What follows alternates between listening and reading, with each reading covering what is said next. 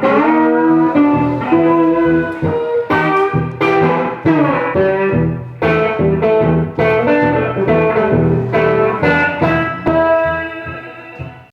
is Dockery's plantation in the heart of the Delta near Greenville. If you had to pick one single spot as the birthplace of the blues, you might say it all started right here.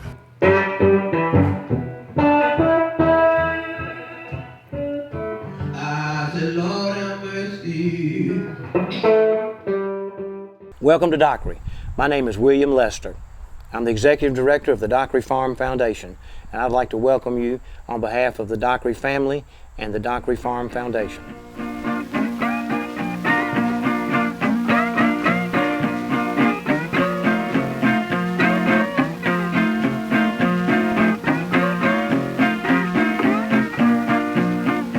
This photograph you see is of Mr. Will Dockery in this overcoat. It was taken in the 1930s. It's just a picture of Mr. Will the way he was, the overseer of Dockery. Mr. Will fortunately left us a written account of his travels from Hernando to here at Dockery. Mr. Will left Hernando, Mississippi in about 1888, and he rode down here on horseback. You just can't imagine how difficult it was to ride a horse here. There were no roads in the Delta. It was all mud. When he came here, he saw this alluvial forest, and he realized that he couldn't plant cotton in it immediately. What you could do was you could kill the tree by a man taking an axe and cutting a belt around the tree. Then the tree would die, the leaves would die, and let sunlight hit the ground. Well, then they could plow the ground in the woods with mules, because they could walk around the trees, you know, and they could plant cotton in there, and that would be called planting cotton in a deadening, because the trees were dead. In the next few years, the trees would begin to die and the limbs would fall off. The men would come back after the cotton was harvested and stack the limbs up against the tree like a teepee. And so you can imagine all this woods with all these monstrous teepees in it, and then they'd light it on fire.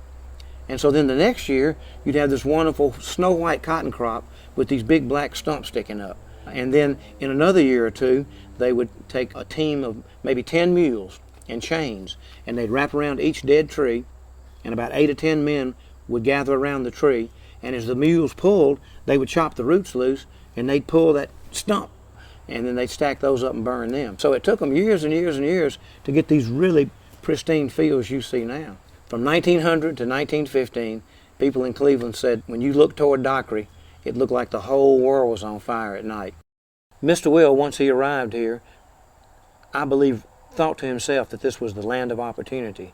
Not just for him, but for all these people that he needed to help him make his dream come true. And so he provided that opportunity for him. I take my picture, hang it up in the judge on the wall. I take my picture, hang it up in the judge on the wall. Anybody ask you what about it, tell them that's all, that's all.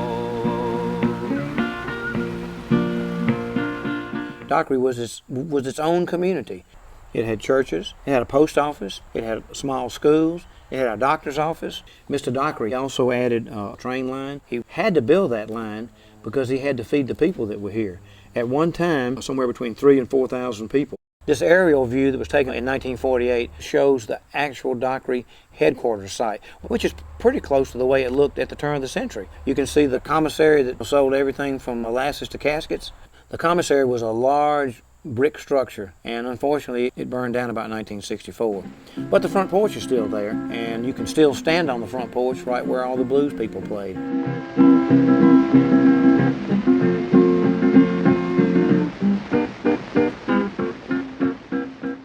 In my day, we learned the blues songs from the records and the radio. But back then, blues musicians learned from each other. Willie Brown played here, Son House played here, and here at Dockery's another blues singer was working the fields by day and playing his music by night. He was Charley Patton, called the father of the Delta blues. You can sing it, you can bring it, you can hang it on the wall. But I don't want to kill it for it all. You can bring it, you can hang it on the wall. But I don't want to kill it for it all, my killer. Borrow, feed mountain, you let it fall. Everybody have a jelly roll like mine. I live in town, I ain't got Can you imagine at the turn of the century what it must have been like to have worked all week long, and you're standing out here in front of the commissary? On Saturday afternoon, there'd be a large crowd of people standing out here. This was the whole center of Dockery. This is where everybody gathered after they got paid to buy things from the commissary and to hear these blues singers. They play here for free for a little while, then they walk across where the one-lane bridge was, over to what we call a frolicking house. The crowd would follow them across the bridge and pay 25 cents each to stay there all night and listen to the blues being played. I walked into town, I walked around, saw the river town, I fooled around my jelly, my road, 3 miles, let it fall. The frolicking house was a place that people went to party, which was just a sharecropper house. And they had arranged with the people to take the furniture out of the house late on Saturday afternoon before dark. They had bought big mirrors for these people, really large mirrors. Those people would then light a coal oil lantern and put it in front of each mirror. And so that house would look like it was just lit up, and then the music would start. All the people on the place could hear that music, and it was pitch black dark, and so they could see this house lit up. So what would you do? You'd gather up your 25 cents and you'd head on over there. In my bulls in a pasture, Lord, where there's no grass, boy, ain't no grass in this palace. I swear every minute it seems like it's gonna be my last. In my bulls. From all the things I read about him and heard about from some of the hands that were still alive on the place when I came here 40 years ago, I think Mr. Will cared about the people, and I think he must have realized they worked so hard that if they got a chance to have some entertainment, he allowed them to do that. And so many other plantations would run these blues singers off when they came because, I mean, they had a party.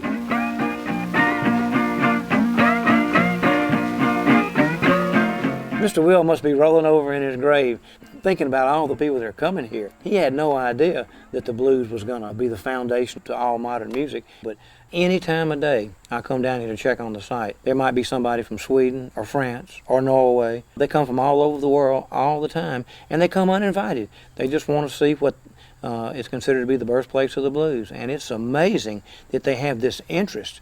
You know, I can see it in their eyes. You know, they think it's magical. You know, and they just believe something really magical happened here. Here's a little boy, we will keep moving in this Lordy.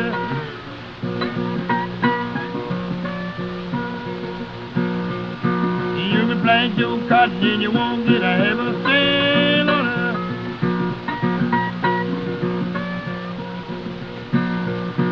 Oh, we, why you need a hole, Lordy.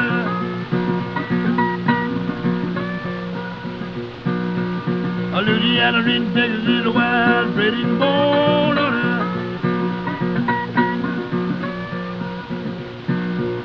Well, I started boll weevil, Lord, I sang a lot of Indiana on her.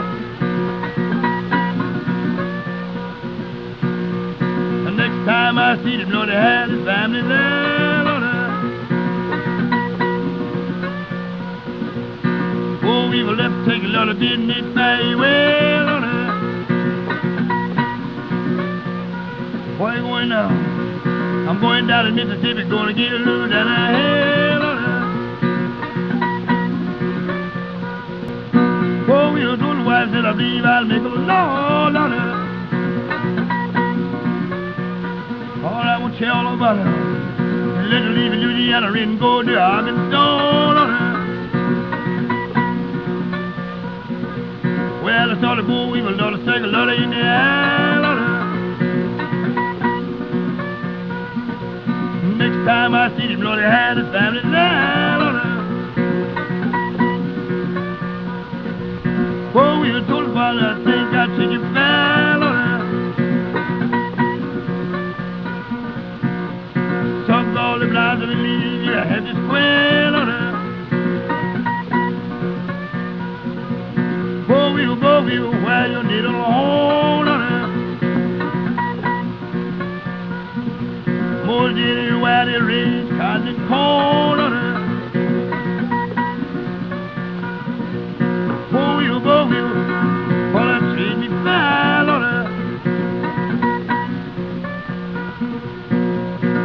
time I seen you had your family there.